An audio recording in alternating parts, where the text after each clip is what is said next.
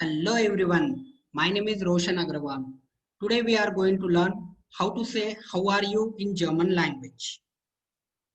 Wie geht es Ihnen means how are you.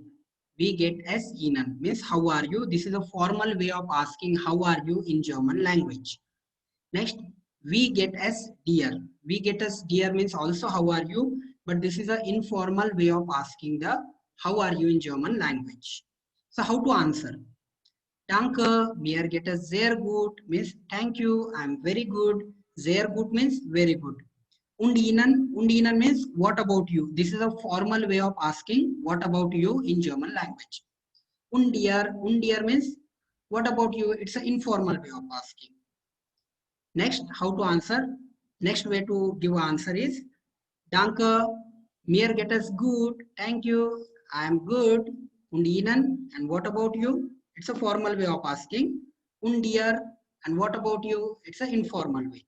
Next, Danke, es geht. Thank you, I'm okay. So I repeat once again, please listen carefully.